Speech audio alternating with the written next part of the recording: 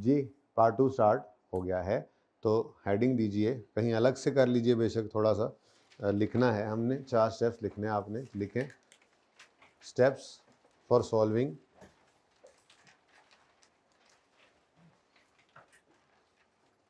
Disposal of fixed asset. Steps for disposal, solving क्या अच्छा नहीं लग रहा, steps for disposal of fixed asset, steps for disposal of fixed asset लिखें बाद में, पहले समझें। ये लिख लिया ना आपने, हेडिंग बना ली ना। अब मेरा सवाल आप जवाब देंगे तो स्टेप बन जाएगा। मेरा सवाल, जब एसेट बिजनेस में आया था तो आपने क्या एंट्री पास की थी? Debit cash credit. अच्छा, यानी एसेट जब बिजनेस में आता है तो एसेट अकाउंट, एसेट बढ़ता है ना, बिजनेस में एसेट बढ़ा तो एसेट अकाउंट क्या होता है? डेबिट। अच्छा, डेबिट किया किस से था? कैश से नहीं, कैश तो क्रेडिट हुआ है, कहना चाहिए था आपको कॉस्ट से। हद होगी, कैश से, कॉस्ट से, ठीक है ना, कॉस्ट से। एसेट जब बिजनेस में आया तो हमने एसेट अकाउंट को डेबिट किया था एसेट की कॉस्ट से। आज एक एसेट हमारा हमें छोड़ के जा रहा है, कोई पुराना एसेट था। अब जब वो एसेट बिजनेस में आया था तो एसेट अकाउंट को हमने डेबिट किया था। अगर वो एसेट बिजनेस से चला जाएगा, जा रहा होगा, निकल जाएगा, तो एसेट अकाउंट को क्या करना चाहिए? क्रेडिट करना चाहिए। ठीक है, पहली बात तो डिसाइड हो गई कि हम डिस्पोजल पर, डिस्पोजल के वक्त जाने वाले एसेट, डिस्पोजल के वक्त एसेट अकाउंट को करेंगे तो क्रेडिट। अगली बात, किस अमाउंट से क्रेडिट करें? बुक वैल्यू से, कॉस्ट से, बुक वैल्यू से। भाई देखें, बड़ी सादा सी बात है। नहीं, मेरी गल भी सुन लो, मैं भी घरों खेडना है, मेरी गल भी सुन लो, मैं भी एंट्री दी है। आप सादा सी बात कर रहा हूं, आप एसेट अकाउंट में से वही चीज निकालेंगे ना जो वहां पड़ी है। अगर आप बुक वैल्यू निकाल देंगे तो कॉस्ट तो लेट्स से एक एसेट है जिसकी कॉस्ट 100 रुपये थी और उसकी बुक वैल्यू आज 70 रुपये है, तो उस एसेट अकाउंट में तो वो 100 पे पड़ा है, तो आप 70 निकालेंगे तो 30 तो वहीं रह जाएगा। असल मामला ये है कि ये एसेट की कॉस्ट हमने अलग रखी थी, अक्यूमुलेटेड डेप्रिसिएशन अलग रखी हुई थी। ठीक है, तो इसलिए एसेट अकाउंट सारी जिंदगी उस एसेट की जो उसके पास पड़ा हुआ है उसकी कॉस्ट ही शो कर रहा होता है। तो जिस दिन एसेट डिस्पोज करेंगे उस दिन हम एसेट अकाउंट को क्रेडिट करेंगे, और क्रेडिट करेंगे जाने वाले एसेट की कॉस्ट से, क्योंकि एसेट अकाउंट में पड़ा क्या हुआ है? कॉस्ट। अच्छा, अब जब अगले हफ्ते में मैं वो एसेट अकाउंट बुक वैल्यू पे बनाना सिखाऊंगा ना, तो उस वक्त आपकी ये बात सही हो जाएगी। उस वक्त तो एसेट अकाउंट में पड़ी जो बुक वैल्यू होगी, अक्यूमुलेशन लग पड़ी जो नहीं होगी। ठीक है ना, तो सादा बात, एसेट जब आया था तो एसेट अकाउंट को क्या किया था? डेबिट। और किया किससे था? कॉस्ट। ये तो समझ आता भी है। एसेट जब जाएगा तो एसेट अकाउंट, बिजनेस से एसेट निकल गया, एसेट कम हो गया, तो एसेट अकाउंट को क्या करना है? हमने एसेट को क्रेडिट करना है, लेकिन करना किससे है? जो सादा बात किया करो, जो एसेट अकाउंट में पड़ा है उसका, जाने वाले एसेट का इस अकाउंट में क्या पड़ा हुआ है? कॉस्ट पड़ी है ना, तो फिर वही कॉस्ट यहां से निकाल दें, क्योंकि एसेट चला गया। डी रिकॉग्नाइज करें, डी रिकॉर्ड करें, चले डी रिकॉर्ड मतलब रिकॉर्ड किया था, अब उसको किताबों से निकाल दें। तो अगर एसेट किताबों से निकालना है तो एसेट डेबिट नेचर की चीज है ना, जब उसने निकलना है तो एसेट अकाउंट को क्या करना है? क्रेडिट। अब इस अकाउंट में उसकी पड़ी क्या चीज हुई है तो निकाल दे। बात समझ आई? ठीक है। अच्छा, तो स्टेप 1 क्या बना? वी विल, लिखें, we will credit asset account with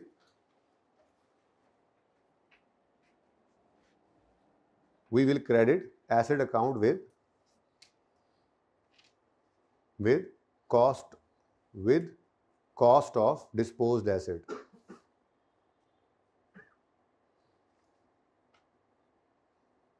ठीक है, we will credit the asset account with cost of disposed asset. सही है, कोई मसला? अच्छा, तो फिर कर देते हैं, सवाल से देखते हैं क्या क्या गिवन है इसके बारे में। कहता है डिटेल ऑफ डिस्पोजल में बता रहा है, हमने खरीदा था इसको 1 अक्टूबर 15 पर, कॉस्ट थी इसकी 40,000, हमने बेचा है इसको 30/18 पर और पैसे आए हैं इसके 12,000। तो फिलहाल तो मैंने सिर्फ क्या ढूंढना था? कॉस्ट। डेट ऑफ परचेज हमें क्या बता रही है, हम इस साल खड़े हैं, इस वक्त हम 18 वाले साल में खड़े हैं, तो डेट ऑफ परचेज ये बता रही है कि ये कई साल पहले हमने खरीदा था। तो कई साल पहले जरा एक बात सुनो जरा, कई साल पहले अगर खरीदा था, कॉस्ट कितनी थी वैसे? 40,000 का जो खरीदा था, तो ये 40,000 की कॉस्ट कहाँ पड़ी होगी? मेरे सवाल में मुझे बताएं कहाँ पड़ी होगी? जो ओपनिंग यकम जनवरी 18 पे 300 रुपया आ रहा है ना, इस 300 के अंदर वो वाला 40 ही पड़ा होगा, क्योंकि जो 15 में एसेट खरीदा था, देखो ना, जैसे अभी ये माजरत पिछला सवाल उतना मैं ज़्यादा अच्छा क्लोजिंग में पढ़ा था, दिखा रहा था, खैर चले कोई बात नहीं, अभी हम क्लोजिंग निकालेंगे यहाँ पर, तो ये 30 और 50 का एसेट जो है ये क्लोजिंग में आ जाएंगे। बोलो, ये क्लोजिंग में आएंगे तो अगले साल ओपनिंग में भी आ जाएंगे, फिर अगले साल के क्लोजिंग में भी पड़े होंगे, उससे आगे ओपनिंग में भी आ जाएंगे, अनलेस के इनको हम किताबों से निकाल दें, डिस्पोज कर दें। जब तक डिस्पोज नहीं करेंगे तो ये यहीं भी पड़े रहेंगे ना। तो इसका मतलब ये जो 15 में एसेट हमने खरीदा था, जो आज हम 18 में बेच रहे हैं, ये हमारे एसेट अकाउंट में पड़ा तो है, ये किस फिगर में पड़ा हुआ है? इस 300 में पड़ा हुआ है। ठीक है, ऐसी तरह मैंने कहा बता दूं। खैर चलें, कॉस्ट मिल गई हमें 40, कॉस्ट मिल गई 40। हमें स्टेप 1 में क्या करना है? एसेट अकाउंट को क्रेडिट करना है इस डिस्पोजल की कॉस्ट से, वो हमारे पास आ गई। ठीक है, तो हमने एसेट अकाउंट को क्रेडिट किया, कितने से जी? 40 से। ठीक है, 40 क्रेडिट किया किस दिन? 30 जून 2018 पर। अच्छा, अब जब इसको क्रेडिट किया है तो डेबिट किसको करें? डेबिट कर दें उस नए अकाउंट को। वैसे तो मैं बाद में करवाया करता हूं, लेकिन मुझे लग रहा है कि अंडरस्टैंडिंग लेवल ठीक है, मतलब बाद में ये कि मतलब एक सवाल पूरा करके फिर बाद में डिस्पोजल अकाउंट बनाता हूं, लेकिन मेरा दिल है डिस्पोजल अकाउंट साथ ही बना देते हैं। ठीक है, नहीं समझ आएगा तो एक और सवाल करेंगे, नहीं आएगा तो एक और करेंगे, जब तक नहीं समझ आएगा तब तक करते चले जाएंगे। जी, कहाँ से? एसेट अकाउंट मैंने स्टेप 1 लिखवाया कि हमने एसेट अकाउंट को क्रेडिट करना है जाने वाले एसेट की कॉस्ट से। जाने वाले एसेट की कॉस्ट कितनी है? ये सवाल में गिवन है। डिटेल ऑफ डिस्पोजल नजर आ रहा है? सवाल पढ़े, ये क्या है? वो एसेट जो बिका, जो एसेट बिका है वो हमने खरीदा था यकम अक्टूबर 15 पे, कॉस्ट कितनी है उसकी? 40 रुपए का खरीदा था, 40,000 का खरीदा था। तो आज अगर वो 18 में बिक रहा है तो एसेट अकाउंट में से उसको क्रेडिट करना है ना, तो क्रेडिट किसको करना है? उसकी कॉस्ट को। कॉस्ट कितनी है? 40। तो ही स्टेप 1 लिखवाया था ना आपको। ठीक है, तो step 1, we will credit the asset account with cost of asset disposed of. अब ये स्टेप है। ठीक है, ये लॉजिकल कॉन्सेप्ट है, लेकिन जो दूसरा मैं काम कर रहा हूं वो बस ऐसे ही कर रहा हूं, किसी कोई ज़रूरत नहीं थी उसकी करने की, काम तो यहाँ पे पूरा हो गया, एसेट डी रिकग्नाइज हो गया है। असल में ना, जब एसेट बिकता है ना तो हम देखते हैं कि इसको बेचने पर हमें कोई गेन लॉस तो नहीं आया। ठीक है, तो वो गेन लॉस निकालने के लिए डिस्पोजल अकाउंट बनता है, वरना एसेट अकाउंट तो डी रिकग्नाइज हो गया था। बल्कि चलें छोड़ें, डिस्पोजल अकाउंट बाद में बनाते हैं, पहले मैं अपने स्टेप्स पूरे करा दूं। ठीक है, चलो छोड़ो। ठीक है, हाँ जी, स्टेप 1 फिर बोलो। Step 1, we will credit the asset account with cost of asset disposed of. ये समझ आता है? डेबिट किसको करेंगे वो मैं फिर किसी वक्त बताता हूं आपको। ओके, छोड़ो इसको। अच्छा, अब एसेट अकाउंट में से अपनी कॉस्ट लेकर निकल गया, कुछ और तो नहीं मसला भाईजान? वो जब से हमारे पास पड़ा हुआ है वो डेप्रिशिएट हो रहा है, जब से डेप्रिशिएट हो रहा है तो उसकी डेप्रिसिएशन एक्यूमुलेशन अकाउंट में इकट्ठी हो रही है। ठीक है, तो 120 के अंदर इसकी सारी जिंदगी की डेप्रिसिएशन इकट्ठी हो चुकी हुई है। एम आई राइट? नहीं, I am not right, I am again wrong. 120 के अंदर इसकी यकम जनवरी 18 तक की डेप्रिसिएशन इकट्ठी हो चुकी हुई है, लेकिन एसेट तो हमारे पास 30 जून 18 तक रहा है, तो इसका मतलब 6 महीने की मजीद डेप्रिसिएशन निकाल के चार्ज करेंगे, और फिर इसकी टोटल जिंदगी की डेप्रिसिएशन जो यहाँ पर इकट्ठी हुई पड़ी होगी फिर उसको यहाँ से निकालेंगे। ठीक है, कुछ समझ आया थोड़ा सा? चलो पहले ऐसा करता हूँ मैं, छोड़ो इस बात को, स्टेप 2 को छोड़ो, पहले मुझे डेप्रिसिएशन एक्सपेंस निकाल। पहला सवाल है ना, सुकून से करें, कोई मसला नहीं है, 10 बार सवाल पूछें, खैर है, अभी तो ये चलेगा आज में भी और कल में भी। मैं कल रिड्यूसिंग बैलेंस वाला डिस्पोजल नहीं कराऊंगा, रिड्यूसिंग बैलेंस स्टार्ट करा दूंगा इंशाल्लाह कल। ठीक है, ताकि आपको ये अलग से रहे, संडे अल्लाह ने बीच में दे दिया तो ये प्रैक्टिस अच्छे से हो जाएगी। बहुत आसान काम है, एक बार बस करते हुए ज़रा मसला आता है पहली बार। ठीक है, मेरा सवाल आपसे ये है, छोड़ें स्टेप 2 को, छोड़ें स्टेप 2 को, मुझे तो स्टेप 1 भी छोड़ें, समझे कुछ हुआ ही नहीं है, मुझे डेप्रिसिएशन एक्सपेंस निकाल दें। डेप्शन एक्सपेंस निकाल दें मुझे, कोशिश करें, मिलके करते हैं, पहला सवाल है, मिलके करते हैं। इधर देखें, वर्किंग वन हमारी क्या होती है जी, डेप्रीसिएशन एक्सपेंस, और डेप्शन एक्सपेंस हम निकाल रहे हैं फॉर द ईयर एंडेड 31 दिसंबर 2018, ठीक है जी। ठहर जा, डेप्रीसिएशन 2 रुपये नहीं आई, मैंने इस साल की डेप्शन कही है, आप समझे नहीं, मैंने इस साल की डेप्रीसिएशन कही है आपको, इसलिए मैं कह रहा हूँ मिलके करते हैं ज़रा, ठीक है। रास्ता दे दो जल्दी से भाई को, जल्दी आना, बड़े अहम मौके पे आप निकल के जा रहे हो। आप अगर कहो तो मैं वेट कर लेता हूँ थोड़ा सा आपका, जल्दी आ जा, फिर मैं रिवाइज करना पड़ेगा मुझे। अच्छा जी, डेप्शन एक्सपेंस निकालना है हमने, तो स्टेप्स वही हैं। सबसे पहला स्टेप क्या है, ओपनिंग एसेट्स पे डेप्शन निकालेंगे। तो मैंने यहाँ पर लिखा on opening assets, on opening assets. लेकिन यहाँ पे तो एक मसला है, मैंने पिछले सवाल के अंदर यहाँ पे लाल मार्कर से एक चीज़ लिखी थी, चलो वो नहीं, चलो वो तो मिट गया। यहाँ पे एक सवाल पड़ा है ना, जो पहला सवाल मैंने कराया था, उसमें दोबारा लिख देता हूँ, ऑन ओपनिंग एसेट्स। यहाँ पे मैंने आपको क्या कहा था, never apply fraction here, never apply fraction here. मतलब यहाँ पर आप वो वाले एसेट्स रख ही नहीं सकते हैं जो पूरा साल हमारे पास ना रहे हो, ठीक है। यहाँ पर सिर्फ वो एसेट्स रहेंगे जो साल के पहले दिन हमारे पास मौजूद थे और साल के आखिरी दिन भी हमारे पास मौजूद हैं, ठीक है। तो इसका मतलब मसला तो आ गया। मसला क्या आया मसला क्या आया, ओपनिंग एसेट्स कितने हैं, 300 पे। अभी थोड़ी देर पहले आपने मुझे खुद बताया था कि ये 40 रुपए वाला जो एसेट इस साल बिका है, ये इस 300 में पड़ा है। अभी तक हमने जो घर पे 3 सवाल किए, या मैंने जो आपको दोबारा एक सवाल और करवाया, बुनियाद थी ना, उसको पक्का कर रहे थे, उसमें क्या किया था हमने, यहाँ पे हमने क्या लिया था, 300, क्या लिया था जी, 300 लिया था, 300, ठीक है। और उस 300 पर लगा दिया था रेट ऑफ डेप्रीसिएशन, और फ्रैक्शन नहीं लगाया था। अब ये एसेट तो पूरा साल इस्तेमाल ही नहीं हो रहा, 40 अगर 40 वाला एसेट अगर 30 जून 18 पे हमारे बिजनेस को छोड़ के चला गया है, तो हमारे इस 18 वाले साल में ये कितना अरसा इस्तेमाल हुआ है, 6 महीने। तो अगर मैं इसको यहीं 300 में पड़ा रहने दूं और इस पर रेट लगाऊं, तो यहाँ तो मुझे फ्रैक्शन लगाने की इजाज़त नहीं है, तो ये तो पूरा साल डेप्रीशिएट हो जाएगा। क्या ये सही है? जी नहीं, मैं सही कह रहा हूँ, ये सही नहीं है कि ये 6 महीने डेप्रीशिएट होना था, यहाँ पर पड़ा रहा तो ये साल पूरा डेप्रीशिएट हो जाएगा। असल में एसेट की डेप्रीसिएशन स्टार्ट करनी है जब वो अवेलेबल फॉर यूज हो जाए, और रोक देनी है जब वो बिजनेस से चला जाए। अब एक एसेट 30 जून 18 पे बिजनेस से निकल गया है, तो क्या उसको हम पूरा साल डेप्रीशिएट कर देंगे? नहीं, ये तो गलत है, ठीक है। तो जल्दी से आ जाओ मेरे भाई, मैंने यहां पर बोला कि इस 300 के अंदर 40 पड़ा है, भाई आगे हो जाओ, इसको यहीं पे एडजस्ट कर लो, अब उधर ना भेजना, किताबें इधर भेज दो इसकी जी।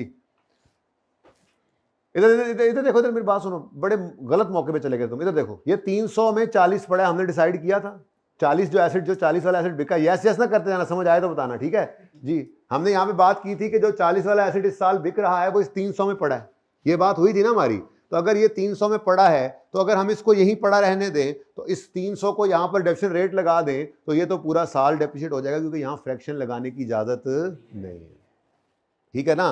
तो इस 40 को इस 300 में से निकाल लें, 300 में से 40 को निकाल दें, ताकि जो बाकी 260 बचे वो पूरे साल के लिए डेप्रीशिएट करें। इस 40 को अलग लाकर फिर इसका कुछ करते हैं, ठीक है। तो सबसे पहला चेंज जो हमारा आया डिस्पोजल के आने की वजह से, इंट्रो से FAR 1 का पहला ट्रांजिशन क्या है, जब आप ओपनिंग एसेट्स पर डेप्रीसिएशन निकाला करेंगे तो उसमें से डिस्पोजल को निकाल दिया करेंगे, एक्सक्लूडिंग डिस्पोजल्स। ये नई चीज है, ये एंड वालों नजर आ रहे हैं, एक्सक्लूडिंग डिस्पोजल्स, डिस्पोजल्स जी, डिस्पोजल्स। क्या बेटा, यार रेड मार्कर को अच्छा सा मंगवा देना था जी। कौन सा पॉइंट 2? मैं कोई पॉइंट नहीं लिखवा रहा, मैंने कहा छोड़ो स्टेप्स, मैं और तरफ ले गया हूं बात को, जरा वहां से जरा ये जरा क्लियर कर लूं, फिर पॉइंट 2 की तरफ आऊंगा, समझ तभी आएगा ना, ठीक है। अच्छा जी, मैं तो ये कह रहा हूं कि डेप्रिसिएशन एक्सपेंस मुझे इस साल का निकाल दो, स्टेप 2 से पहले मुझे ये समझाना ज्यादा जरूरी समझ रहा हूं, वरना वैसे किया वही करेंगे, पॉइंट 2 पहले करेंगे, ये वर्किंग किया एंड पे ही करेंगे इंशाल्लाह, तरतीब यही होगी सवाल की, बट पहली बार समझाने के लिए ये मैं पहले कर रहा हूं, ठीक है। आइंदा से वो स्टेप 2 ही पहले किया करेंगे स्टेप 1 के बाद, ये सबसे एंड पे वर्किंग किया करेंगे हम, ओके। तो भाई बताओ ओपनिंग एसेट्स एक्सक्लूडिंग डिस्पोजल का मतलब क्या है। हम अच्छा मेथड कौन सा है, मेथड कौन सा है, तो opening cost of all assets लेंगे, opening cost of all assets लेंगे, बिल्कुल वैसे ही जैसे पहले कर रहे थे, कोई चेंज नहीं है।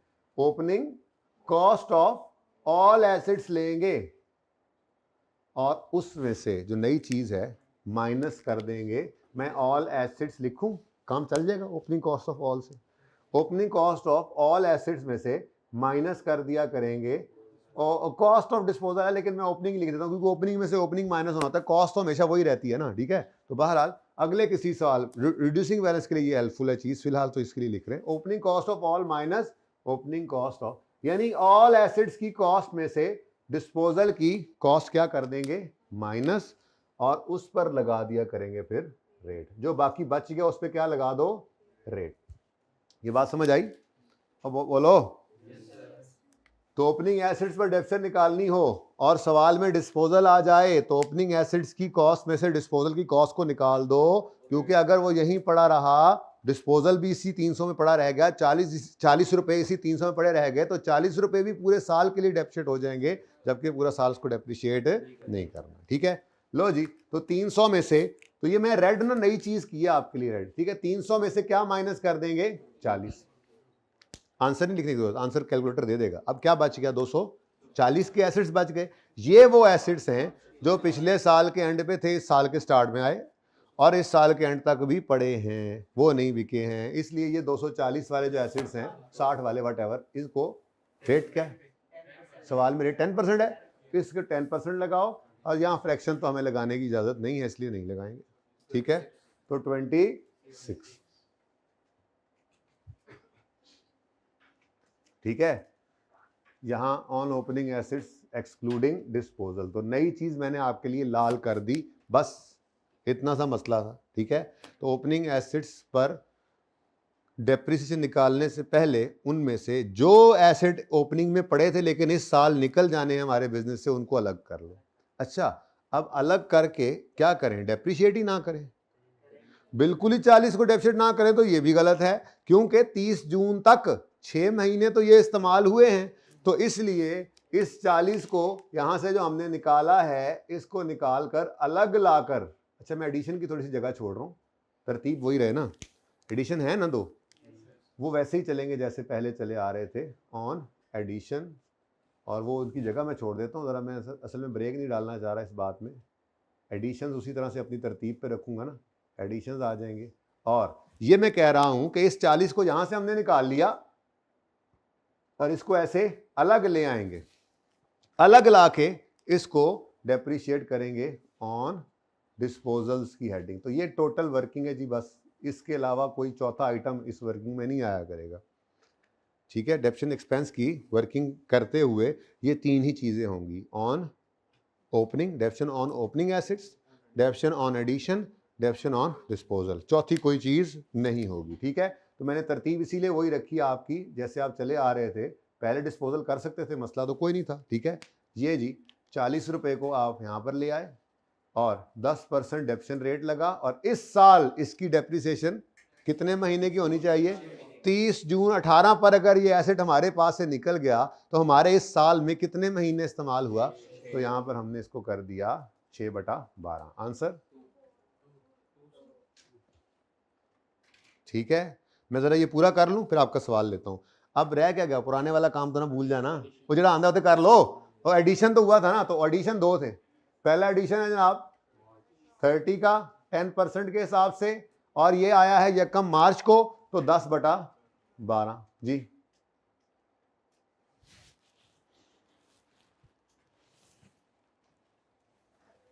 ये बहुत मुश्किल है, मुझे देते कैलकुलेटर हैं, बड़ी मेहरबानी, 2.5। उसके बाद दूसरा है जनाब 50 इंटू 10% इंटू ये आया है यकम जून को, तो 7 महीने बनते हैं, तो 7/12 जी, तो वो भी फिर 3 कर लो, वो भी 3 हो गया, कोई बात नहीं, दलेरी से चला करो। ये 2.5 जो है ना, 2.4 जो है वो 2 बन जाएगा राउंड डाउन होके, और 2.5 जो है वो राउंड अप हो जाता है। ठीक है, कोई मसला है तो इसको 2.5 लिखो और इसको 2.9 लिखो, मुझे कोई मसला नहीं है, पॉइंट्स लेके चले जाओ आगे, खैर है। ओके, आपकी मर्जी है, कर सकते हो, मैं नहीं कर रहा जी। टोटल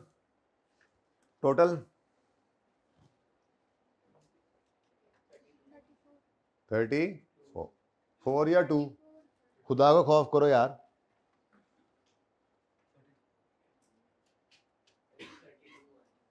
यार 26 जमा 3 जमा 3 जमा 2 करो ना,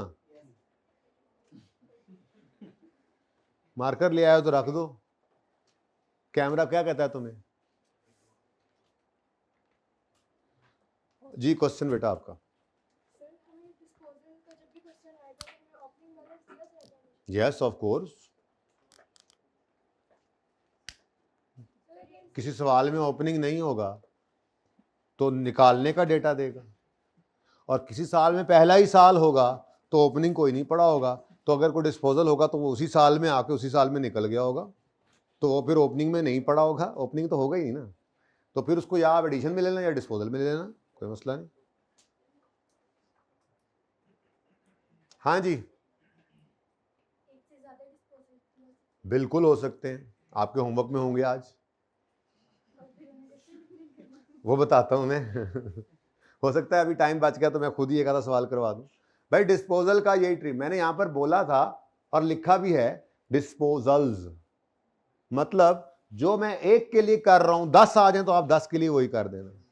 2 डिस्पोजल आ जाए सवाल में, एक की कॉस्ट 40 एक की 25 लेट से, तो आप कहोगे 300 माइनस 40 माइनस 25, तो यहां पे फिर 2 आ जाएंगे, एक 40 वो 6 महीने हुआ, 25 वाला लेट से 9 महीने हुआ इस्तेमाल, जितना हुआ वो करते जाए।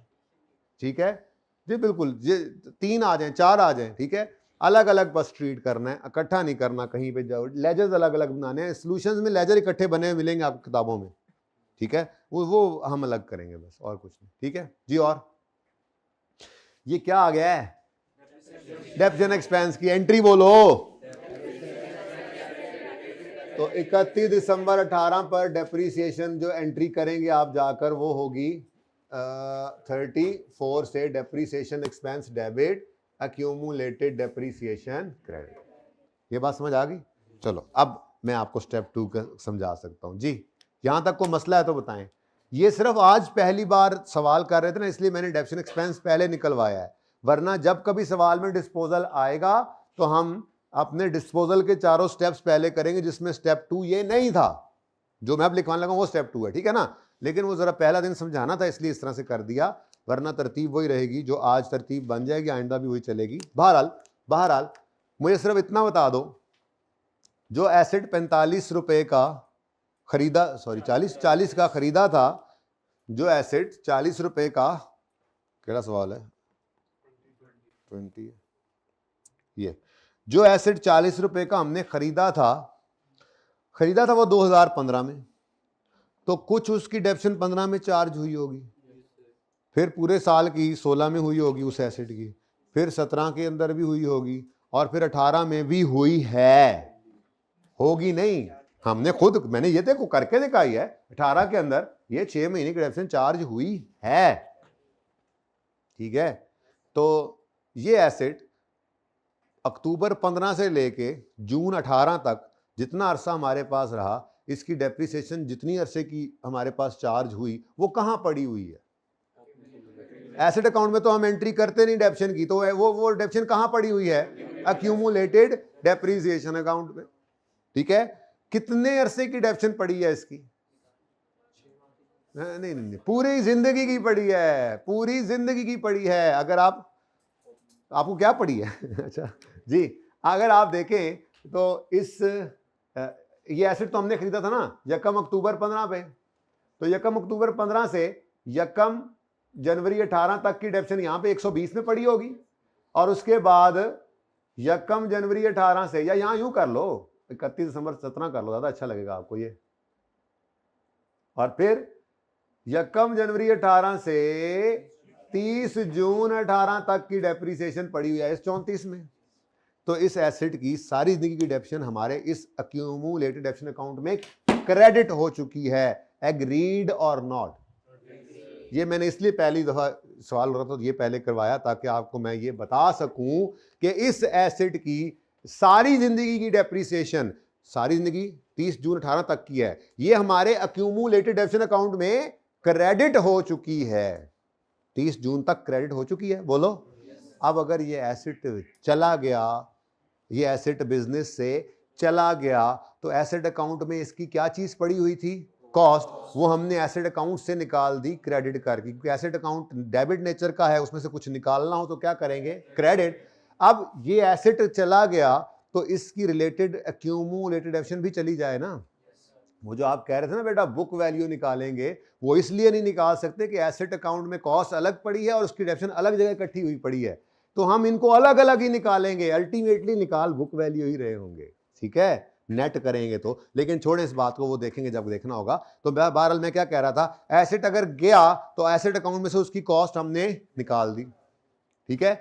फिर इस एसेट की सारी जिंदगी की डेप्रीसिएशन जो इकट्ठी हो चुकी है, जाग कर सुने, अक्यूमुलेटेड डेप्रीसिएशन अकाउंट के अंदर, सब जाग जाएं, अक्यूमुलेशन अकाउंट के अंदर जो इकट्ठी हो चुकी है यानी क्रेडिट हो चुकी है, इस क्रेडिट नेचर के अकाउंट में से अगर कुछ निकालना हो तो क्या करना पड़ता है? तो डेबिट करना पड़ता है ना। तो यही हमारा स्टेप 2 होगा कि हम, मैं लिखवाता बाद में, पहले सुन तो लें, कि हम अक्यूमुलेटेड डेप्रीसिएशन अकाउंट में से डिस्पोज्ड एसेट की सारी जिंदगी की अक्यूमुलेटेड डेप्रीसिएशन को क्या कर देंगे? डेबिट कर देंगे। क्या कर देंगे? डेबिट कर देंगे, ठीक है। तो पहले मैं वो फिगर निकाल लेता हूं, फिर उसको डेबिट भी कर लेंगे। ये तो समझ आ गया ना। वैसे ना एक शॉर्टकट यूज किया करेंगे हम स्ट्रेट लाइन मेथड के अंदर, लेकिन फिलहाल जरा long cut. Okay, long cut के साथ जरा पहला सवाल कर लेना, ठीक है। ये एसेट हमने खरीदा कब था? यकम अक्टूबर। तो ये 2015 वाले साल में यहां कहीं पर आया होगा, यहां पर ये एसेट आया होगा, ठीक है। तो फिर 2015 वाले साल के अंदर इसकी डेप्रीसिएशन हमने चार्ज की होगी 3/12। कितना बनता है? 1। और बोलो 1 बोला किसी ने? 45 इंटू 10% इंटू 3/12 कितना आया? 1। डन। 2016 में ये पूरा साल इस्तेमाल हुआ होगा, यानी 2016 का ये ओपनिंग बन गया होगा ना। तो ओपनिंग तो पता है आपको, पूरा साल डेप्रीसिएशन का रेट लग जाता है। तो 16 के अंदर ये वाला एसेट पूरा 4 रुपए से डेप्रीशिएट हुआ होगा, ठीक है जी। उसके बाद आपका आ गया 2017। 2017 वाले साल में ये एसेट पूरा साल इस्तेमाल हुआ, तो पूरे साल की डेप्रीसिएशन 17 में भी आ गई, यानी कि 17 में भी ये ओपनिंग बना होगा, ठीक है जी। और फिर आता है हमारा साल, और इस साल में यहां पे 30 जून 18 पे ये हमारा एसेट बिक जाता है, ठीक है। तो बिकता है तो कितने महीने की डेप्रीसिएशन चार्ज करते हैं हम? ये आपको नजर भी आ रही है जो चार्ज हुई है, ठीक है। तो आप अगर इस एसेट की सारी जिंदगी की डेप्रीसिएशन को कैलकुलेट करना चाहें तो वो कितनी फिगर है? ये देखें ना जी, ये 1 और 4 5 और 4 9 और 2 9 2 11 अच्छा ले जी, ये जी इस एसेट की अक्यूमुलेटेड, बिल्कुल ऐसे वर्किंग नहीं करेंगे, ये तो जरा पहला दिन है ना, सारी चीजें ऐसे हो रही हैं। तो ये इस एसेट की अक्यूमुलेटेड डेप्रीसिएशन है from date of purchase till date of sale. From date of purchase till date of sale, ये जनाब इसकी अक्यूमुलेटेड डेप्रीसिएशन है सारी जिंदगी। एग्रीड और नॉट? अच्छा, अब मैं ये बताना चाह रहा था आपको असल में कि 4 और 4 8 और 1 9 रुपए की डेप्रीसिएशन पड़ी हुई है इस 120 के अंदर इसकी, और 2 रुपए की डेप्रीसिएशन पड़ी हुई है इस 34 के अंदर। तो अल्टीमेटली पूरे 11 रुपए की डेप्रीसिएशन लोड हो चुकी है इस एसेट की इस अकाउंट के क्रेडिट साइड पर। और अगर हमने इसको अनलोड करना है अब अपने बिजनेस से, जब एसेट गया, कॉस्ट ले गया, तो इसकी डेप्रीसिएशन निकाल दो बिजनेस में से, तो वो फिर क्या करनी पड़ेगी हमें? क्रेडिट साइड पे, ये क्रेडिट नेचर का अकाउंट है, इसमें कुछ निकालना तो क्या करना पड़ेगा? डेबिट। और डेबिट की फिगर क्या होनी चाहिए? 11।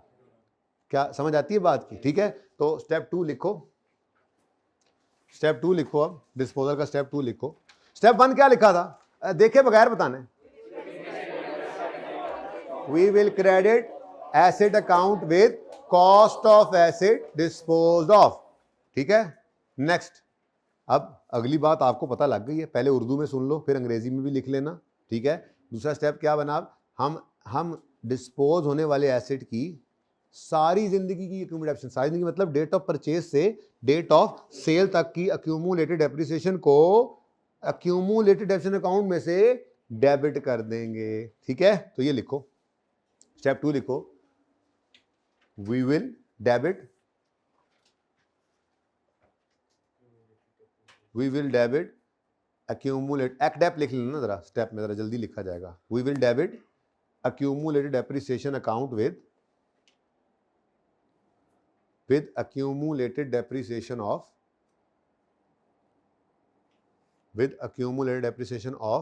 disposed asset आगे लिख लो फ्रॉम DOP टिल DOS, ऐसे ही लिखने से बोल रहा हूं, टाइम ज़ाया होता है वरना। From date of purchase till date of sale, असल में मैंने बोला है ना, तो from date of purchase till date of sale, तो DOP से DOS तक की डेप्रिसिएशन हम एक्यूमुलेटेड डेप्रिसिएशन अकाउंट में से क्या कर देंगे, डेबिट। ठीक है, तो एसेट अकाउंट में से कॉस्ट निकल गई, एक्यूमुलेटेड डेप्रिसिएशन अकाउंट में से एक्यूमुलेटेड डेप्रिसिएशन निकल गई। किस दिन, वही 30 जून 18 पर। दूसरी चीज जो है उसके बारे में अभी हमें पता नहीं चल रहा कि वो क्या है, वैसे आपको पता तो चल गया लेकिन फिर भी नहीं पता चल रहा। ठीक है, तो ये देखो ना, ये 11, ये यहां तक देखा जाए तो ये जनाब 9 था और इसमें 2 था, तो ये टोटल क्या बन गया था, ये इधर क्रेडिट हुआ पड़ा था तो ये निकाल दिया, कोई मसला। तो ये मैं अब फिर ये अब मैं मिटाने लगा, ठीक है, कि मुझे असल में यहाँ पे अब वो एग्जाम में जो वर्किंग करनी है ना, मैं अब वो कराने लगा हूँ आपको। ये तो मैंने लंबी सी लाइन लगा के आपको सिर्फ समझाया है, ठीक है, लेकिन इतना टाइम नहीं होता, शॉर्टकट है एक, उससे किया करेंगे हम। ठीक है, ये समझ आ गए? हाँ जी, ले लें। ये मैंने वर्किंग ये पहले इसलिए सिर्फ ये वर्किंग आज करवाई है क्योंकि मैंने आपको ये 2 रुपये समझाने थे कि ये भी आ गए हैं, वरना बच्चे ये 2 रुपये को नहीं समझते असल में।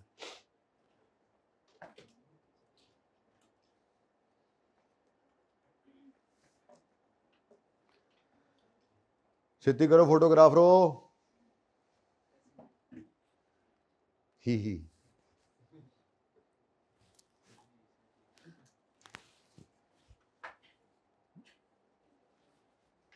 है तो हूँ कोई गल ना हुई है, हूँ तुसी खिंच लो बेटा, जल्दी करो, हो गया। ए भाई जान के कर दो तुसी, मैंने लग गया पता है, इधर से मैं यूं होता हूँ ना, साथ ही कोई जान के मोबाइल निकाल लेगा। हाँ जी, एस्टिमेट चेंज होता क्या है, आई डोंट नो, मुझे नहीं पता।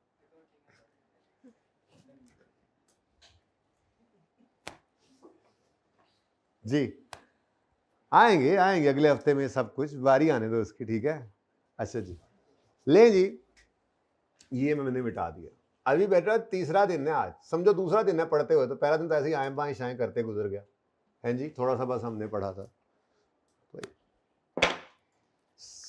अच्छा जी, अब मैं ये कह रहा हूं कि ये 11 निकालने के लिए एक शॉर्टकट हम यूज किया करेंगे, उस वर्किंग को आज। अच्छा देखो इधर देखो, मैं तरतीब भी वही बना रहा हूं। मैंने आपको कहा था कि हम डिस्पोजल के ये स्टेप्स पहले परफॉर्म करेंगे, इसलिए ये वर्किंग 1 तो सही नहीं है, वर्किंग 1 तो ये होनी चाहिए थी। चलो इसलिए लिख रहा हूं ताकि पक्की तरतीब अब यही रहेगी ना, वर्किंग 1 यही हुआ करेगी। डिस्पोजल अगर सवाल में आ गया है तो वर्किंग 1 हुआ करेगी एक्यूमुलेटेड डेप्रिसिएशन ऑफ डिस्पोजल निकालना है, डिस्पोजल की एक्यूमुलेटेड डेप्रिसिएशन हमने निकालनी है 11।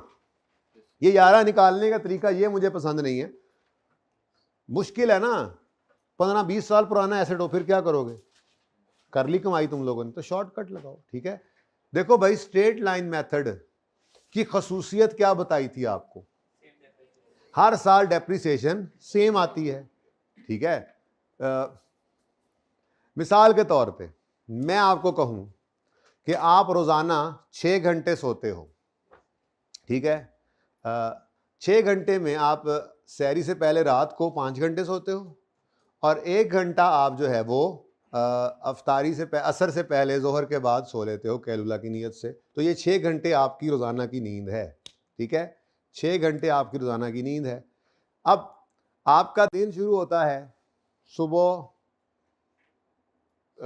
लेट्स से आप 7 बजे दिन शुरू कर लें, ठीक है। तो सुबह 7 बजे जो दिन शुरू हुआ, लेट्स से शाम को 7 बजे ख़त्म हो गया, मिसाल दे रहा हूँ, ठीक है।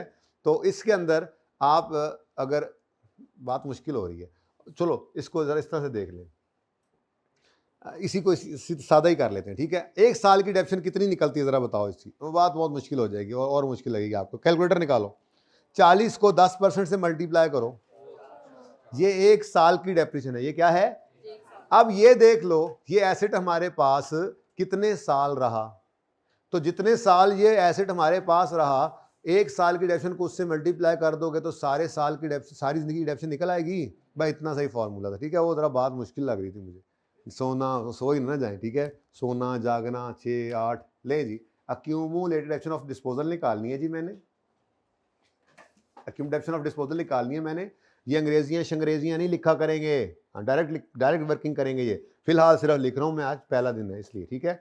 तो क्या करें जी, डेप्रीसिएशन एक्सपेंस ऑफ 1 ईयर यहां पे निकाल लिया करेंगे, ओके। इसको मल्टीप्लाई कर दिया करेंगे ईयर्स या लाइफ पास्ड, ईयर्स में ये कर लेते थे ना, ठीक है। लाइफ पास्ट या ईयर्स पास्ड टिल डिस्पोजल, ठीक है जी। ये कोई नहीं अंग्रेजी लिखा करेंगे हम, आज सिर्फ लिखी है मैंने। अब 1 साल की डेप्रिसिएशन निकालनी है तो क्या करोगे, कॉस्ट इनटू रेट। भाई स्ट्रेट लाइन है ना, तो जौन सा मर्जी साल हो वो कॉस्ट पे रेट लगना। अब ये 4 रुपये आ गई 1 साल की डेप्रिसिएशन। अब ये देख लेते हैं कि ये एसेट हमारे पास कितने साल रहा, ठीक है। अब इसका कई तरीके हो सकते हैं, आपने टोटल ईयर्स ही निकालने हैं ना। देखो नजर आ रहा है 2 साल ये पूरे, ये 6 महीने और ये 3 महीने, नहीं कि देखा जाए तो 2 साल और 9 महीने हैं।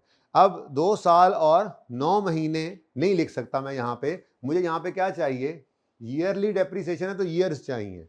तो कोई मसला नहीं, 2 साल तो है ना, मसला 9 महीनों का है ना, तो 9 महीनों को भी साल में कन्वर्ट कर लें। 9/12 करेंगे तो 0.75, 3.25 साल बंदे ने ना, 3.25 साल 2.75 ईयर्स। ये ऐसे ही है लेकिन ज़रा मुश्किल करके पहले सिखाता हूँ फिर आसान होगा, ठीक है। तो यूं कर लिया करेंगे हम।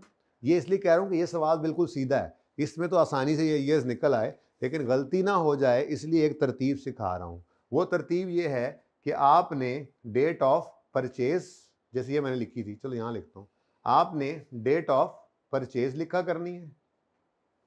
डेट ऑफ परचेज क्या है एसेट की, 1 अक्टूबर, और आपने डेट ऑफ सेल लिखा करनी है, वो क्या है जी, 30 जून 2018, लिख लिया। अब आपने 1 अक्टूबर 15 पे आके खड़े हो जाना है और इस दिन खड़े होकर आपने अपने पहले ईयर एंड को देखना है। जो इस एसेट के खरीदने के बाद पहला ईयर एंड आ रहा है वो किस दिन आ रहा है, ये सामने ही आपकी ये वर्किंग हुई पड़ी है, 31 दिसंबर 2015 पे, 31 दिसंबर 2015 पे। अब मुझे बताओ 1 अक्टूबर 15 को अगर एक एसेट आए तो 31 दिसंबर 15 तक वो कितने महीने इस्तेमाल हो जाएगा। तो यहां पर मैं लिख सकता हूं कि 15 वाले साल में ये एसेट 3 महीने इस्तेमाल हुआ तो 3/12 लिख सकता हूं। और बोलो 15 के अंदर कितने महीने इस्तेमाल हुआ, 3/12 लिख लिया। ये आसान सवाल है ना, इसलिए 3.25 साल 2.75 ईयर्स वैसे भी निकल रहा था। मुश्किल सवाल क्या कौन से बन जाते हैं, जब 1 जुलाई से 30 जून वाला साल आ गया, 1 अप्रैल से 31 मार्च वाला साल आ गया, 1 सितंबर से, इस तरह से ना गड़बड़ जब चलती है जो है ना, 1 अक्टूबर से 30 सितंबर वाला साल आ गया, तो इसमें फिर आपको गलती ना लगे इसलिए ये तरीका सिखा रहा हूँ। आसान हो तो आप भी डायरेक्ट कर लिया करना, बल्कि आगे जाके आप डायरेक्ट ही करेंगे। और फिलहाल ज़रा पहला दिन है, टाइम भी तो आपका ज़ाया करना है थोड़ा सा, ठीक है जी। तो 1 अक्टूबर 15 को एक एसेट आया तो 31 दिसंबर 15 तक पहले साल कितने महीने चला, अच्छा, फिर 31 दिसंबर 16 तक अगला जो साल है उसमें पूरा साल, तो बस साल लिखो ना, मैंने ईयर्स निकालने हैं ना, इसलिए तो मैंने 3/12 किया, ठीक है। तो पूरा साल, वरना तो मैं 3 लिखता। 3/12 का मतलब क्या है कि मैंने 0.25 बन रहा है, 0.25 ईयर्स लिखे हुए हैं, ठीक है ना। अभी कैलकुलेटर आंसर निकाल के देगा आपको। 16 में पूरा साल, 17 में पूरा साल और 18 में 6/12, 6 महीने, ठीक है जी। अब कैलकुलेटर पे इन सबको लिख कर आंसर टोटल कर लो, कितना आता है? 2.75। जबानी निकाल दिया था आप। तो ये लेंथी वाला काम नहीं करना हमने, ठीक है। और ये ऊपर वाले काम में भी, ये जो मैंने काम किया ना, ये भी लेंथी वाला काम है, ये भी नहीं करेंगे। ये जबानी सोचेंगे, कैलकुलेटर पे निकाल लेंगे और यहाँ पे लिख लिया करेंगे। ना ये अंग्रेजियां लिखेंगे, ना ये काम करेंगे, ये सब जबानी करेंगे, सिर्फ एक वर्किंग किया करेंगे और उसका आंसर निकालेंगे। लेकिन फिलहाल पहला दिन था, जैसे अर्ज कर रहा हूं, तो ये सब करना पड़ता है जी। 2.75 से मल्टीप्लाई करें, आंसर बताएं। यही 11 था जो मुझे चाहिए था, ठीक है। तो इस तरह से हम स्टेप 1 लिखा करेंगे, एसेट अकाउंट में से कॉस्ट निकाल देंगे डिस्पोजल की, और स्टेप 2 ये यहीं पे डायरेक्ट कर लेंगे। क्या मुझे बताओ, इस वर्किंग के लिए इसकी जरूरत पड़ी हमें? नहीं ना पड़ी, इसलिए मैं कह रहा हूं पहले ये किया करेंगे, उसके बाद फिर ये किया करेंगे, ठीक है जी। तो ये पक्की आदत आज के बाद, ये सिर्फ इसलिए पहले आज करनी पड़ी कि मुझे ये दो नहीं समझाया जाता मुझसे कि ये भी आ चुका हुआ है यहाँ पे, अगर मैं ये पहले ना करता तो। अब आपको पता लग गया है ना। तो तरतीब का क्या है, जो आसानी लगेगी पहले, बल्कि रिड्यूसिंग बैलेंस में तो पहले ये वर्किंग ज्यादा बेहतर हुआ करेगी, क्योंकि इससे एक फिगर निकलेगी, 2 फिगर निकलेगी जो यहाँ पे यूज होंगी, इसलिए तरतीब यही रखनी है हमने। डिस्पोजल अगर सवाल में हो तो स्टेप 1 एसेट अकाउंट में से एसेट कॉस्ट निकाल देंगे, स्टेप 2 अक्यूमुलेटेड डेप्शन अकाउंट में से इसकी अक्यूमुलेटेड डेप्शन निकाल देंगे, ठीक है। निकालेंगे कैसे, कैलकुलेट कैसे करेंगे, ये आपके सामने आ गया। Done, okay. हाँ, ये फिगर निकालने के लिए आपको एक वर्किंग का सहारा लेना पड़ा, ले लिया आपने। ले जी, सवाल इन दोनों अकाउंट्स की हद तक खत्म है, ओके। एसेट अकाउंट को कर दो क्लोज। 31 दिसंबर 18 पर क्लोजिंग बैलेंस कितना आ रहा है जी? जी बोले। मुश्किल चीज है बड़ी, 380 में से 40 जाए तो बड़ी मेहरबानी जी। 31 दिसंबर 18 पर अक्यूमुलेटेड डेप्शन अकाउंट का क्लोजिंग बैलेंस जी। कैलकुलेटर आप लोगों के मुझे लगता है सही नहीं, बड़े स्लो है ना। 1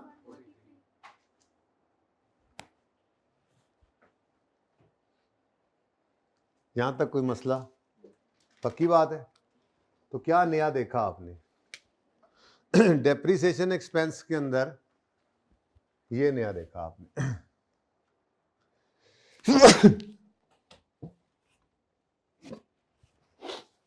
ठीक है जी। उसके बाद इधर आपने क्या नया देखा? एसेट अकाउंट में जाने वाले एसेट की कॉस्ट निकल गई, क्लोजिंग में अब ये एसेट नहीं मौजूद। अक्यूमुलेशन अकाउंट में से इसकी सारी अक्यूमुलेशन भी निकल गई, तो क्लोजिंग में यानी ये एसेट क्या हो गया? डी रिकॉग्नाइज, किताबों से इसको हमने निकाल दिया, ठीक है। यहां तक कोई मसला? अच्छा, अब दिल तो ये कर रहा है कि बस इतने की ही आपको प्रैक्टिस करने के लिए घर भेज दूं, लेकिन फिर दिल में ये आ रही है क्या होगा डिस्पोजल का अकाउंट अगर बना लेंगे तो? नहीं समझ आएगा तो कल फिर बना लेंगे। वैसे इतना आसान है, इतना आसान है, इतना आसान है कि मैं आपको क्या बताऊं, ठीक है। यहां तक एसेट अकाउंट कंप्लीट है और अक्यूमुलेशन अकाउंट भी कंप्लीट है और हार्ड वर्क इज डन, ठीक है।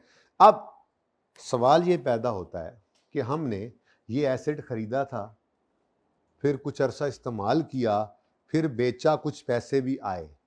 ये एसेट बेचने पर हमें नफ़ा हुआ या नुकसान, हम इसमें इंटरेस्टेड हैं। जैसे भाई ने अभी क्लास जब डिस्पोजल शुरू हुआ तो उन्होंने मोबाइल बेचने का मैंने उनको कहा था, इन्होंने मोबाइल बेचा, तो ये मोबाइल बेचकर अंदाज़ा लगाने की कोशिश करेंगे ना कि मुझे ये मोबाइल बेचकर नफ़ा हुआ या नुकसान, तो बोलो। तो डिस्पोजल ऑफ फिक्स्ड एसेट जो है, इस पर भी हमें अब ये बिजनेस भी ये देखना चाहता है कि हमें इस एसेट को बेचा है जो हमने, तो इसको बेचने पर हमें नुकसान आया या नफ़ा। तो ये वाली बात निकालने के लिए हम बनाया करते हैं डिस्पोजल अकाउंट। गेन या लॉस निकालने के लिए, फिक्स्ड एसेट पर गेन आया, फिक्स्ड एसेट डिस्पोजल पर गेन आया या लॉस आया, ये निकालने के लिए हम डिस्पोजल का अकाउंट बनाया करते हैं, ठीक है। लेकिन ये मैं तब बनाना शुरू करूंगा जब आप मुझे ये बात बता दें कि इधर तक जो किया उसमें जरा सा भी कोई मसला आपको नहीं है।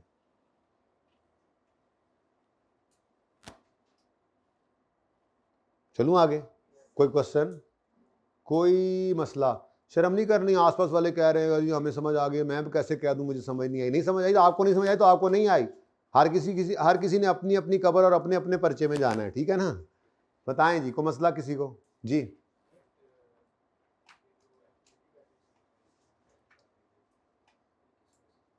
क्योंकि एसिड किताबों से निकाल के बाहर फेंक दिया ना, तो एसिड निकल गया है तो उसकी एक्यूमुलेट डेप्शन भी निकाल दो। अब आपको शायद ये कंफ्यूजन हो रही है कि ये डेप्शन एक्सपेंस है जो हमने निकाल दिया। कुछ नहीं, हर साल एक्सपेंस चार्ज होता रहा था। एसिड बेसिकली इस वक्त अगर मैं कहूँ कि एसिड 40 रुपये वाला 11 रुपये डेप्शन हो चुका है तो इसकी बुक वैल्यू कितनी है? ये किताबों में कितने पर पड़ा हुआ है बताओ? 29 पे ना।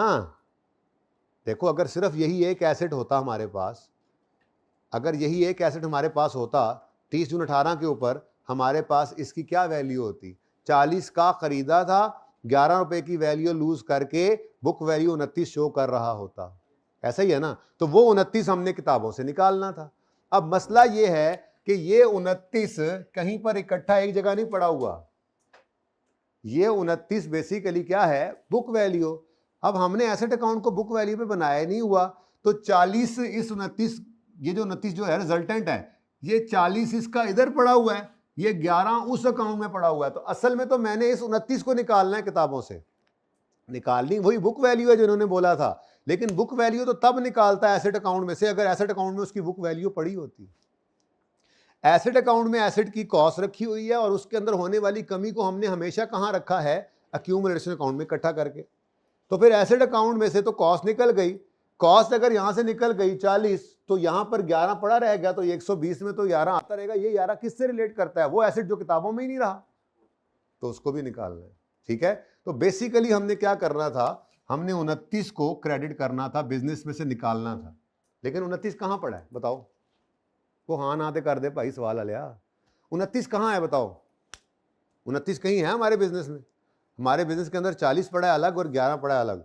तो अगर हमने ये दोनों अलग अलग निकाले तो अल्टीमेटली हमने वो 29 ही निकाला है। यानी अगर मैं जर्नल एंट्री के तौर पे लिखूं तो या तो मैं यूं लिख सकता हूं कि एसेट अकाउंट क्रेडिट हो गया 29 से, या मैं यूं लिख सकता हूं कि एसेट अकाउंट क्रेडिट हुआ 40 से और अक्यूमुलेटेड डेप्रिसिएशन अकाउंट डेबिट हुआ कितने से? इन दोनों में क्या फर्क है? कोई फर्क नहीं है। फर्क है सिर्फ हमारी अकाउंटिंग का कि हमने एसेट अकाउंट को किस पर बनाया हुआ था, कॉस्ट पे या बुक वैल्यू पे। अभी 2 4 5 दिन बाद जब एसेट अकाउंट बुक वैल्यू बनेगा तो फिर यही 29 निकाल दिया करेंगे, कोई मसला नहीं। फिर दूसरे अकाउंट का वजूद ही नहीं हुआ करेगा ना। ओके, आहिस्ता आहिस्ता आ जाएगी समझ, अगर आपको भी नहीं आई तो। बाकियों को तो आगे ना समझ, बाकियों में परेशान करता है तुम वैसे बाई द वे, एवं फजूल जी गल कर जी। चले आगे। अच्छा जी, अभी ये 29 को ही ले लो। हमारी किताबों में एक एसेट की वैल्यू क्या है? 29, 40 नहीं है। 40 का तो खरीदा था, 11 रुपए की वैल्यू लूज करके इस वक्त बुक वैल्यू हुई। तो बुक वैल्यू तो हमारी किताबों की वैल्यू, हमारे हिसाब से उसकी वैल्यू कितनी है? 29। मेरी 29 वाली चीज कितने की बिकी है? तो मुझे गेन आया या लॉस आया? ये अभी लॉस निकलेगा इंशाल्लाह। ये ज़बानी नहीं करना, इसकी तरतीब है, लेकिन फिलहाल ज़बानी मैंने बता तो दिया आपको कि एक चीज़ हमने 40 रुपए की खरीदी थी और हमारे हिसाब से हमने उसको 11 रुपए का फ़ायदा उससे समझो ले लिया, उतना डेप्सिट कर लिया। अभी भी हमारे हिसाब से उसकी वैल्यू क्या है? हमारी नज़रों में उसकी वैल्यू 29 है, लेकिन बाजार में वो सिर्फ 12 का बिका, तो ये हमें नुकसान देगा। ठीक है ना? तो ये जो एसेट हमने आज बेचा है, इस डिस्पोजल में हमें क्या आया है? लॉस। क्या है? लॉस। लेकिन ये लॉस ऐसे नहीं निकालना, ज़बानी सोचना भी नहीं है। आपको जो मैकेनिज्म सिखा रहा हूं वो मैकेनिज्म डायरेक्टली आपको गेन या लॉस निकाल दिया करेगा। ठीक है, तो गेन या लॉस निकालने के लिए हम बनाया करेंगे डिस्पोजल का अकाउंट। जर्नल एंट्री भी कर सकते हैं, लेकिन अब वो कल कराऊंगा। ठीक है ना? आज सिर्फ ये कर ले, डिस्पोजल का अकाउंट, डिस्पोजल का लेजर बनेगा। ठीक है जी, तो डिस्पोजल अकाउंट बनने लगा जी। इतना आसान है कि क्या बताऊं। मुश्किलें सारी मैंने आज आप पे डाल दी जो डलनी थी, बस और कुछ नहीं है। डिस्पोजल खत्म है, अब मेथड बदलते रहेंगे, एक्सचेंज आता रहेगा, रिड्यूसिंग बैलेंस आएगा, एक्सचेंज ऑफ एसेट आएगा, लटरम आएगा, पटरम आएगा, कभी एक्सचेंज वो क्या क्या चेंज इन एस्टीमेट कुछ भी आता रहेगा। हमारे ये स्टेप्स नहीं बदलने लगे। अभी दो हो गए हैं ना, दो और लिखवाने जो बड़े सिंपल से। डिस्पोजल यही रहेगा, ठीक है। अच्छा, तो स्टेप 1 क्या था? सॉरी मैं भूल गया, स्टेप 1 क्या था डिस्पोजल का?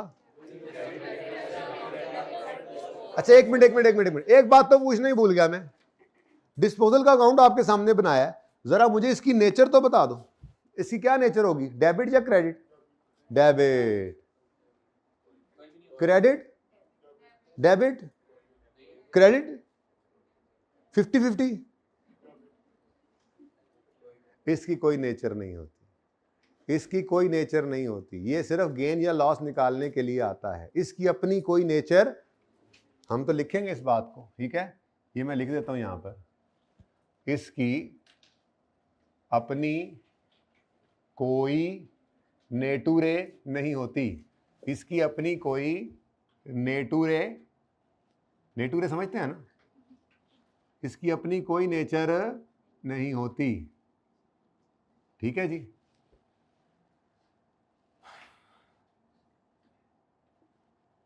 ये तो बस गेन या लॉस निकालने के लिए बनाते हैं, ठीक है जी। चलो, तो फिर जिंदगी बड़ी आसान हो गई। जब इसकी अपनी कोई नेचर नहीं है तो इसको क्या करना है भाई? जो आपका स्टेप आपको लिखवाया था वो कॉन्सेप्ट है, उसका समझ आना जरूरी है। लेकिन जो वो स्टेप आपने परफॉर्म किया ना, उस स्टेप का दूसरा इंपैक्ट डिस्पोजल में डाल दे बगैर सोचे समझे। कोई कॉन्सेप्ट नहीं है, सोचने की जरूरत नहीं है। सोच के आपने एसेट अकाउंट डी रिकॉग्नाइज किया है, आपने एसेट अकाउंट में से एसेट को निकाला है सोच के, कॉन्सेप्ट समझ के। जो एसेट अकाउंट को क्रेडिट किया है तो उसके अगेंस्ट डेबिट किसे करें बिना सोचे? दूसरा इंपैक्ट कहां डालना है? डिस्पोजल। सोच के आपने स्टेप 2 लिखा, अक्यूमुलेटेड डेप्शन अकाउंट को क्या कर दो? डेबिट कर दो, जाने वाले एसेट की अक्यूमुलेटेड डेप्शन से। सोच के किया, कॉन्सेप्चुअली किया, समझ में आया। इस डेबिट के अगेंस्ट क्रेडिट किसको करना है? बगैर सोचे डिस्पोजल को, ठीक है। फिर स्टेप 3 लिखवाता हूं, फिर स्टेप 4 भी लिखवाता हूं, लेकिन फिलहाल ये दो स्टेप्स जरा दोबारा मैं बोल रहा हूं, ठीक है। तो डिस्पोजल का स्टेप 1 ये साथ ही बना लिया करेंगे, डिस्पोजल अकाउंट वो मांगेगा तो, ठीक है ना। जब मैंने ये तो आज सवाल तोड़ तोड़ के कर रहा हूं ना, तरतीब ये थोड़ा ही है। तरतीब तो अब ये होगी, डिस्पोजल, ओहो डिस्पोजल आ गया, चलो जी एसेट अकाउंट में से उसकी कॉस्ट को निकालो, निकालेंगे साथ ही इसको ओपन करेंगे, दूसरा इंपैक्ट इधर। दूसरा स्टेप 2 इसकी कंडीशन कैलकुलेट करेंगे, उसको इस अकाउंट में से डेबिट करेंगे और साथ ही दूसरा इंपैक्ट डिस्पोजल में। स्टेप 3 स्टेप 4 लिखेंगे, कहानी खत्म, डिस्पोजल खत्म, सारा कुछ खत्म, एंड पे ये वर्किंग करेंगे, सवाल खत्म। तरतीब ये होगी। पर अभी पहला दिन था ना, इसलिए जरा तोड़ तोड़ के चीज़ों को करवाना पड़ा, स्पीड में नहीं ना करा सकता था फिर, ठीक है। मुख्तलिफ चीज़ें अलग अलग समझानी है, ऊँट को रिक्शे में बिठाना है, आपको समझाना ऊँट को रिक्शे में बिठाना बराबर होता है, ठीक है ना। इसलिए नहीं ऐसी कोई बात नहीं, आई एम जस्ट जोकिंग। ले जी, दोबारा से डिस्पोजल के इस स्टेप से बोल रहा हूं मैं। Step 1, we will credit the asset account with cost of asset disposed of. ये है डिस्पोजल का स्टेप, कॉन्सेप्चुअली समझ में आना जरूरी है, ठीक है। इसको क्रेडिट किया तो इसके अगेंस्ट डेबिट किसे कर दें? डिस्पोजल अकाउंट को, ठीक है। अब ये सारी बातें आपको लिखनी पड़ेंगी, पूरी करनी पड़ेंगी। इसके अगेंस्ट क्या लिखोगे? एसेट अकाउंट, डेट लिखोगे 30 जून 18। यहां पे क्या लिखोगे? डिस्पोजल अकाउंट और 30 जून 18। कोई मसला? तो step 1 we will credit the asset account with cost of asset disposed of. ये क्रेडिट किया तो जिसका दूसरा इंपैक्ट कहां फेंक दिया? डिस्पोजल में, बगैर सोचे। उसको सोचना नहीं है, कोई कॉन्सेप्ट नहीं है ना, वो कॉन्सेप्ट यही था जिसपे मैंने पूरा लेक्चर लगाया तकरीबन। आज 1 घंटा हो गया तकरीबन हमें डिस्पोजल की बात शुरू की हुई, ज्यादा ही हो गया होगा। अच्छा next step 2, we will debit the accumulated depreciation account with accumulated depreciation of disposal from date of purchase till date of sale। यही लिखा हुआ है। तो ये फिगर हम पहले निकाला करेंगे, ये निकाल के इसको इधर डेबिट किया, दूसरा इंपैक्ट कहां फेंक देंगे, ठीक है। अब इसके आगे क्या लिखेंगे? accumulated depreciation 30 जून 18। अच्छा इसके आगे क्या लिख देंगे? डिस्पोजल अकाउंट 30 जून 18। सही है। तो ये तो पहले 2 स्टेप्स हो गए। अब तीसरा और चौथा स्टेप नया है, लिख लें। स्टेप 3 लिखें। स्टेप 3 लिखें जी। We will record cash, we will record cash. बस बस खत्म step. We will record cash. अच्छा, अब एसेट बेचा है या खरीदा है? अभी कल मैंने जो सवाल करवाया था या परसों करवाया था, पहला सवाल जिसमें मैंने आपको एसेट, कल ही करवाया था, जर्नल एंट्री करवाई थी जो मैंने, तो मैंने एसेट खरीदा था, तो मैंने कहा था एसेट अकाउंट डेबिट होगा और कैश अकाउंट क्रेडिट होगा। लेकिन कैश अकाउंट कहाँ क्रेडिट हुआ था? आपके दिमागों में, क्योंकि पूरे कैश की डिटेल नहीं थी तो हम बनाते नहीं है, रेलेवेंट अकाउंट से उसने मांगा भी नहीं हुआ। तो कल एसेट खरीदा था तो कैश गया था, आज एसेट बेचा है तो भी कैश जाएगा। कैश आया है, सेल प्रोसीड्स हुई है, एसेट बिका है तो कैश आया है, एसेट बेचा तो कैश आया। ठीक है, अब ये अगेन आपका दिमाग है, ब्लू है आपका दिमाग आजकल। ठीक है, कैश अकाउंट, पता नहीं क्या होगा ओपनिंग, क्या क्या डेबिट्स होंगे, क्या क्या क्रेडिट्स होंगे, इसलिए मुझे तो नहीं पता, क्लोजिंग का भी मुझे कोई पता नहीं लग सकता। लेकिन फिलहाल मैं सिर्फ अपनी एंट्री तो पास कर लूंगा ना। ठीक है, मैं सिर्फ इसलिए बनाया है ताकि आपकी डबल एंट्री एक बार आपके सामने आ जाए, उसके बाद कोई मसला नहीं है, ये तो दिमाग में आपके बना करेगा। ठीक है, अब एसिड बिका है या खरीदा है आपने? एसिड बेचा तो कैश गया कि आया? कैश आया तो कैश डेबिट, कैश आया तो कैश, ये स्टेप है। मैंने यही बोला, मैंने क्या बोला आपको? We will record cash, we will record cash. तो एसिड बिका है तो कैश, कितना कैश आया है? कितना कैश आया है? 12,000 आया है। तो 12,000 एसिड अकाउंट, ये कैश में कर दोगे डेबिट, तो वी विल रिकॉर्ड कैश। तो कैश क्या हो गया? अब ये लेजर तुम्हें बना ही नहीं रहा, मेरे तो ये रिक्वायर्ड लेजर है। तो कैश हुआ डेबिट, दूसरा इंपैक्ट कहां फेंक दो? तो डिस्पोजल में क्या करोगे? इसको क्रेडिट। क्या करोगे? हाँ, क्रेडिट हो गया ना, दूसरा इंपैक्ट डालते हो ना। इधर देखो, एसेट अकाउंट क्रेडिट किया स्टेप 1 में, दूसरा इंपैक्ट डेबिट कर दिया डिस्पोजल को।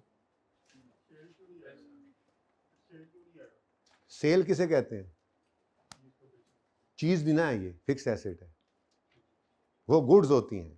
ठीक है, वो जो हम कैश डेबिट सेल्स, वो तो सेल्स के लेजर में जाएगी, सेल्स का लेजर बनेगा। ये तो डिस्पोजल का अकाउंट है, फिक्स एसेट का बिकना सिर्फ इसमें देख रहे हैं। ठीक है जी, ये करेक्शन ऑफ एरर जब करेंगे ना, तो फिक्स एसेट के अंदर अकाउंटेंट हमारा, मैंने अकाउंटेंट ढूंढ लिया, मुझे मिल गया अकाउंटेंट। हर क्लास में मेरा एक अकाउंटेंट होता है करेक्शन ऑफ एरर के लिए। मैं कहता हूँ यार तुमने ये गलती कर दी, उसके साथ बातें कर रहा होता हूँ। ठीक है, तो वो ये गलती होगी फिक्स एसेट के अंदर जाकर हमसे, अकाउंटेंट से। जब एसेट बिकेगा तो गलती से, गलतली, मिस्टेकनली, रॉन्गली, गलतली एंट्री कर देगा हमारा अकाउंटेंट, कैश डेबिट करके सेल क्रेडिट। यही तो वो गलती करेगा जिसको हम सही करेंगे, क्योंकि सही क्या है? Cash debit disposal credit. ठीक है, तो बहरहाल चलो छोड़ो। Step 3, we will record cash, we will record cash. तो एसेट बिका तो कैश आया, कैश आया तो कैश डेबिट, दूसरा इंपैक्ट डिस्पोजल को क्या कर दो, और यहां पे क्या लिख लोगे? यानी डिस्पोजल के अकाउंट की एक खूबसूरत क्या बात नजर आ रही है इसमें, हर एंट्री के सामने एक ही डेट है। ठीक है, लो जी आखिरी स्टेप लिखो। अच्छा, स्टेप बाद में लिखेंगे। मुझे बताओ, मैंने थोड़ी देर पहले कहा था हमारी किताबों में एक एसेट 29 की वैल्यू रखता है, 12 का बिका है, नुकसान हो गया या नफा हुआ? नुकसान हुआ। नुकसान कितना? नुकसान हुआ वही, कितना नुकसान होया? 17 रुपए का नुकसान हो गया। ठीक है, लॉस है कितना? 17 का लॉस है। ये मैंने कहा वैसे जरा ज़बानी बता दूं। अच्छा, अब आप अगर इस एसेट, इस डिस्पोजल के लेजर को देखो तो क्या इसकी डेबिट क्रेडिट साइड बराबर है? क्या इसकी डेबिट साइड क्रेडिट साइड बराबर है? तो इसका मतलब स्टेप 4 यही है कि इसको क्या करना है? बैलेंस। मैंने कहा था स्टेप 1 और 2 ही हैं बस टेक्निकल स्टेप्स, 3 और 4 कुछ नहीं है।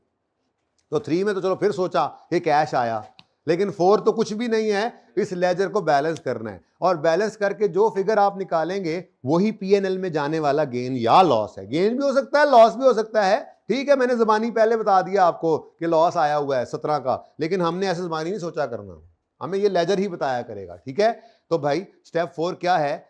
पहले सुन लो उर्दू में, ठीक है, कि हम इस डिस्पोजल के लेजर को करेंगे बैलेंस। बैलेंसिंग फिगर हमारी गेन या लॉस की फिगर होगी जो पीएनएल में चली जाएगी, ठीक है, सही है। अब जरा चेक करते हैं कौन सी साइड हैवी है, डेबिट साइड, तो फिर बैलेंसिंग फिगर कहां आएगी, कितनी आ रही है, देख लो वही 17 आया, ठीक है। अब इसके सामने क्या लिख दोगे ना, पीएनएल। मैं पागल हूं मैं लॉस लिखूं या गेन लिखूं, सोचना पड़ेगा मुझे, मैं क्यों सोचूं, पीएनएल में गेन भी पीएनएल में जाता है, लॉस भी पीएनएल में जाता है। पीएनएल बनाते हुए मसला होगा, लेजर बनाते हुए तो टेंशन नहीं है मुझे। तो उसने अगर मुझे सिर्फ लेजर का है तो आंखा मीट के आप पीएनएल लिख लें। अब ये गेन है तब भी पीएनएल में जाना है अदर इनकम में, लॉस है तब भी पीएनएल में जाना है अदर एक्सपेंसेस में। बात समझ आ गई? तो क्या करेंगे इसको, पीएनएल है गेन या लॉस, आज लॉस है, माना लॉस है, ठीक है, ये कैसे ये भी समझा दूंगा, अभी पढ़ना सिखा दूंगा, लेकिन फिलहाल तो स्टेप 4 में आपने क्या लिखना है, लिखो जी, we will balance disposal account. Step 4 क्या है, we will balance disposal account and the balancing figure will be taken to P&L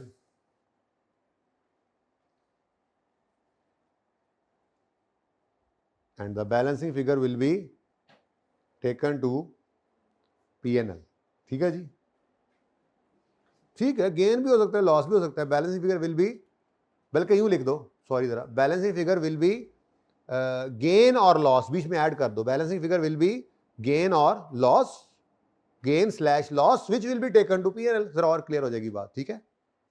तो स्टेप 4 क्या है, we will balance the disposal account and the balancing figure will be and the balancing figure which may be, क्या कैसे लिखवाया, and the balancing figure will be gain और loss, वो या gain होगा या लॉस होगा, which will be taken to profit और लॉस, ठीक है। तो ये जनाब आपका डिस्पोजल का अकाउंट भी तैयार है, सवाल आपका खत्म है। अच्छा, अब आप कह रहे हो कि ये गेन है या लॉस है, अच्छा ये कल बताऊंगा, काफी ज्यादा हो जाएगा, फिलहाल तो जबानी, अच्छा पता लग रहा है, देखो लेजर को पढ़ना आता है, एसेट अकाउंट 30 रुपए से क्या हो रहा है, इसके अगेंस्ट क्रेडिट क्या हो रहा है, कैश, ऐसे ही यहां पे भी है। अच्छा ये देखो, एसेट अकाउंट क्रेडिट हो रहा है 40 से, इसके अगेंस्ट डेबिट क्या हो रहा है, asset account liquidation account debit हो रहा है, इसके अगेंस्ट क्रेडिट क्या हो रहा है, बात समझ आती है ना। ऐसे ये लेजर पढ़ो, डिस्पोजल अकाउंट डेबिट हो रहा है, इसके अगेंस्ट क्रेडिट क्या हो रहा है, डिस्पोजल अकाउंट 11 से क्रेडिट हो रहा है, इसके अगेंस्ट डेबिट क्या हो रहा है, समझ आ रही है, लेजर पढ़ना सिखा रहा है। डिस्पोजल अकाउंट क्रेडिट हो रहा है, इसके अगेंस्ट डेबिट क्या हो रहा है, कैश, डिस्पोजल अकाउंट क्रेडिट हो रहा है तो इसके अगेंस्ट डेबिट क्या हो रहा है, पीएनएल। अब मुझे बताओ, इनकम्स की, गेन्स की जो नेचर होती थी, आप बचपन में पढ़ के आए हो, सेल्स की, इनकम की, वो क्रेडिट नेचर होती थी, और एक्सपेंसेस की, लॉसेस की नेचर डेबिट हुआ करती है। तो अगर ये वाला अकाउंट क्रेडिट और उसके अगेंस्ट पीएनएल डेबिट हो रहा है तो ये क्या है, लॉस ऑन डिस्पोजल, ये क्या है। तो खैर ये इंशाल्लाह फिर मजीद देखेंगे इसको, फिलहाल तो बस मुझे जरा ख़त्म करने दो, मैं एक्सट्रैक्ट्स बनाना चाह रहा हूँ, ठीक है, एक्सट्रैक्ट्स मैं जल्दी से बनाना चाह रहा हूँ। तो पीएनएल के एक्सट्रैक्ट्स में एक ही साल है ना जी, पीएनएल के एक्सट्रैक्ट्स अगर मैं बनाऊं तो 2018 का जो साल है, इसमें मेरे पास एक तो पीएनएल से रिलेटेड मेरा वही पुराना डेप्रीसिएशन एक्सपेंस तो आएगा ही, कितने गया ये 34, ठीक है जी, और एक आज नया भारू आ गया है, एक आज नया एटम आ गया है, वो एटम क्या है, हाँ डिस्पोजल नहीं, loss on disposal, loss on, यानी अगर आप पीएनएल बना रहे हैं तो ये सोचना आपके लिए जरूरी है कि ये गेन है या लॉस है, वरना लेजर तक कोई जरूरत नहीं थी, पीएनएल लिखो बस कहानी खत्म। तो सोचा इसलिए कि लिखना है, अगर लॉस है तो ये अदर एक्सपेंसेस में आएगा, अगर गेन होता तो ये अदर इनकम में आता, ठीक है। और बैलेंस शीट की अगर बात करें तो बैलेंस शीट के अंदर नॉन करंट एसेट्स के अंदर आपका फिर एसेट ही चल रहा है, ये एसेट है, क्लोजिंग इसका 340 है माइनस 143 है, बुक वैल्यू कितनी आ रही, 340 माइनस 143 कर दो, हाँ अच्छा। अब इधर देखो, डिस्पोजल का कुछ भी इधर बैलेंस बुलेंस कोई नहीं आया बैलेंस शीट में, वो आया गेन या लॉस निकाल कर वो चला गया, ठीक है। चले इसको अभी एक्सक्यूज़ नहीं कर सकता, मैं ज़रा होमवर्क दे लूँ। 20 मैंने करवा दिया है, 21, 22, 23, बस ये 3 सवाल आपने होमवर्क में करने हैं। 21, 22, 23 ले आए इधर। अच्छा, अब देखें जहां पर मल्टीपल डिस्पोजल्स आ जाए ना जी, जैसे इस सवाल में 3 डिस्पोजल हैं, तो आपने ये जो एक के लिए मैंने काम किया, ये 3 के लिए कर देना है। 3 दफ़ा अलग अलग डिस्पोजल अकाउंट बनाने हैं, 3 दफ़ा ये वर्किंग करनी है, 3 फिगर्स यहाँ से माइनस करनी है, 3 फिगर्स यहाँ, मतलब जो एक के लिए वही 2 के लिए, 3 के लिए, 300 के लिए। ओके, सही है। डिस्पोजल अकाउंट भी आपने अलग बनाना है, इकट्ठा भी बन सकता है लेकिन आपने अलग बनाना है, मैं कह रहा हूं अलग बनाना है, ठीक है। तो कौन कौन से सवाल बोले मैंने? 21, 22, 23, 21, 22, 23 आपका होमवर्क है। अगर किसी का क्वेश्चन है तो आप वो कर लें, ठीक है। इसको पिक्चर लेनी है तो पिक्चर ले लें, इधर ही रखें भाई कैमरा। क्वेश्चन जल्दी करें, सर आने वाले। जी, कैरी डाउन बैलेंस शीट में एसेट का WDV शो जरूर होता है, पर लेजर अलग अलग मेंटेन होते हैं, वो बस बैलेंस शीट में जाके नेट कर देते हैं हम।